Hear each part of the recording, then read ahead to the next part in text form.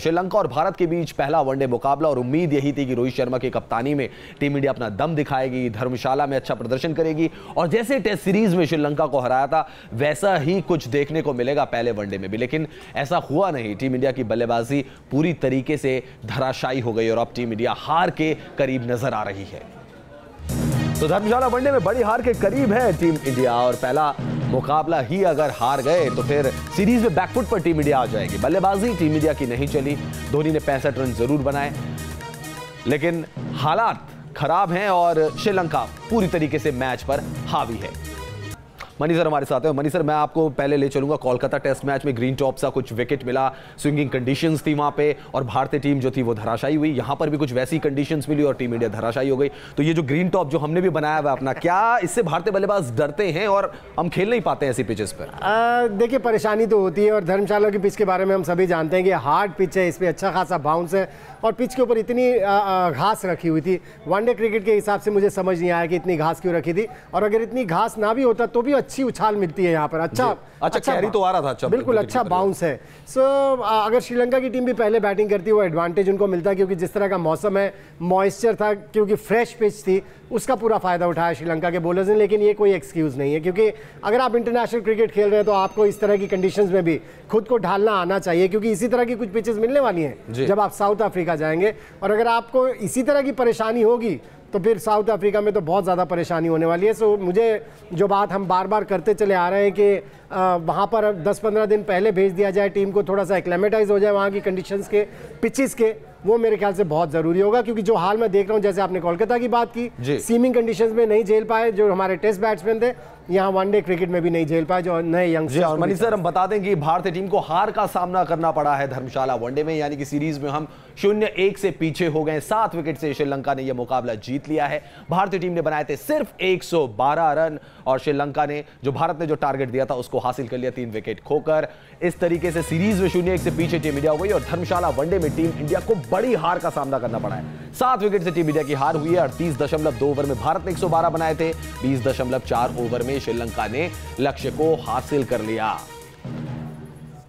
भारत के 8 बल्लेबाज दोहरे अंक तक भी नहीं पहुंच पाए थे। सिर्फ 3 खिलाड़ी ऐसे थे जिन्होंने दहाई का आंकड़ा छुआ था, लेकिन बड़ी हार। मनी सर, आप सरप्राइज हुए कि जिस तरीके से भारतीय बल्लेबाजी थी, जिस तरीके से डेप्थ भारत की बल्लेबाजी में नजर आ रही थी, अपनी होम कंडीशंस में खेल रहे थे, पहले ही मैच में झटका लग गया मनी सर? नहीं, ये होम कंडीशंस नाम की होम कंडीशंस थी। ये कंडीशंस थी जैसे इंग्लैंड में होती है या साउथ अफ्रीका में मिलने वाली है, जहां पर की बॉल अच्छी खासी सीम अराउंड करती है, क्योंकि जैसे मैंने पहले कहा वैसे ही इस पिच में उछाल है, ऊपर से घास रख दी, फिर मौसम भी ऐसा हुआ है और शुरू में बैटिंग भी। यानी आप कह रहे हैं कि टॉस हारे और आधा मुकाबला आप तभी हार गए थे?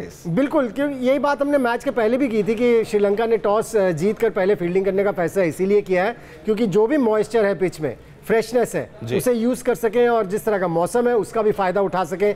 दोनों तरफ से कुकुपुरा की नई बॉल रहती है। सो 8-10 ओवर तो एक बॉल सीम अराउंड करती है और अगर 8 ओवर एक तरफ की बॉल सीम अराउंड करेगी तो 16 ओवर। सो आप अंदाजा लगाएं, 17 ओवर में तो इंडिया ने 29 रन पर 7 विकेट खो दिए थे। उसी में काम हो गया था इंडियन टीम का। पहले भी कह चुका हूं, एक्सक्यूज कोई नहीं है, लेकिन इस तरह की पिचेस वनडे क्रिकेट में आप नहीं दे सकते। मनी सर, कुछ तो जमने की कोशिश की भारतीय बल्लेबाजों ने। शिखर धवन ने 6 गेंदें खेली, खाता नहीं खोला।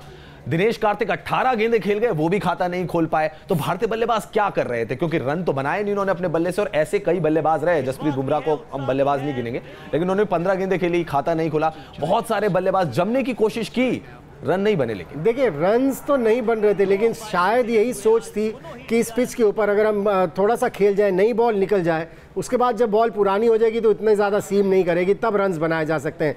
वही किया महेंद्र सिंह धोनी ने और शायद वही कोशिश थी बाकी सभी टीम की, लेकिन जब बॉल नहीं थी तो बहुत ज़्यादा सीम अराउंड कर रही थी और आप देखें किस तरह से कांटा बदल रही थी। तो यहाँ पर मैं बैट्समैन को भी नहीं दोष दूंगा एक्चुअली, क्योंकि बहुत कम चांस रहता है इस तरह की पिच के ऊपर, खासतौर से जब वैसे विराट कोहली इटली गए हुए हैं और उनकी शादी होने वाली खबरें सब यही हैं।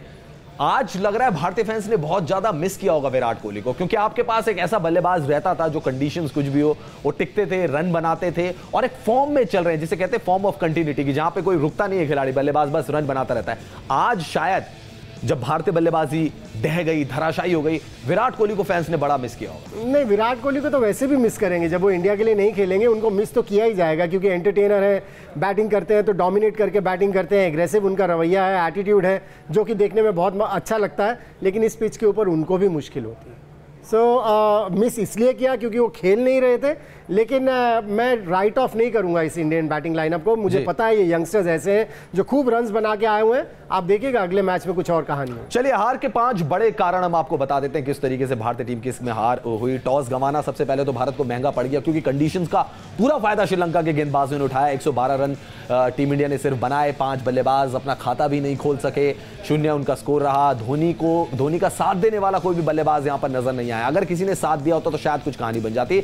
बॉलिंग में बुमराह ने जो नो बॉल फेंकी वो भी भारत के लिए महंगी पड़ गई।